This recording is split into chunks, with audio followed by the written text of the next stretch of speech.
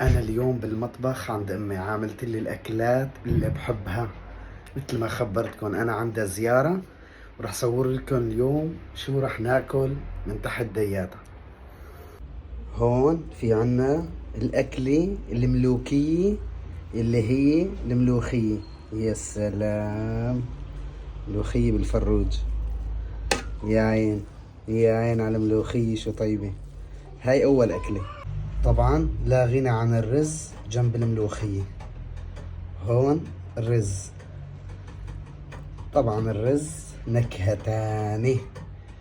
شو من حكيت لكم، الطعم غير. نشوف شو في بهاي الطنجرة كمان. هون في عنا الفروج، هذا الفروج السلق. يا سلام على الفروج، يا سلام يا سلام. هون الفروج راح يحطوه على وجه الملوخية، او هذا للفتة، مسوين فتة لانه في هون رز للفتة. هذا الرز وهذا الفروج كرمال صينية الفتة، الرز الابيض. يا عين، يا عين على الفتة. راح اصور لكم الفتة بس تجهز كمان. وهون في عنا تحميص الفستق. هذا الفستق محمص مشان ينحط على وجه الملوخية وجه الفتة. وهون في عنا الخبز المحمص.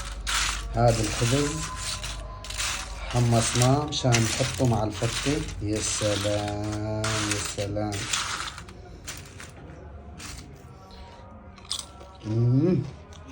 هون في عنا جاط الطحينة. هاي الطحينة جاهزة مشان هلقين نخلطها مع الفتة. هذا الخبز المحمص وهاي الطحينة. يا سلام يا سلام على الطحينة. وهون تارمين البقدونس كرمال ينحط على وجه الفتة. طبعا لا غنى عن الحامض، هذا حامض اللفت. يا سلام يا عين. وهون في عنا الخضار، البصل والفليفلة والليمون ومخلل وقتة. يا سلام يا سلام. وهلا بدنا نصب الرز فوق الخبز المحمص. وهاي الزوم نصبه عشان نخلط الفتة.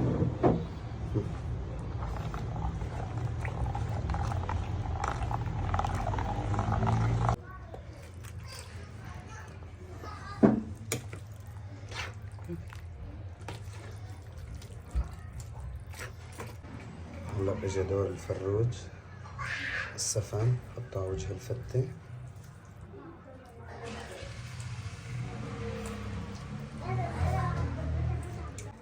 هلا راح نشر البقدونس على وجه الفتة. يا عين، هذا البقدونس للتزيين بطعم. هون عندنا الفستق. يا سلام يا سلام يا سلام.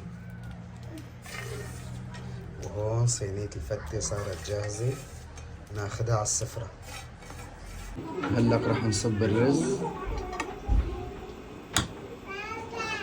نجهز أول شي نعبي هدول الصحون، بعدين ننتقل على الملوخية. هون زواريك الرز الصحون صارت جاهزة، عبينا 3. هون رح نصب الملوخية. يا عين يا عين على الملوخية. يا عين يا عين. ملوخية بسفن الفروج وباللحمة، حاطين معاها سفن ولحمة. وهون رح نحط الفستق على وجه الملوخية بالشكل هذا.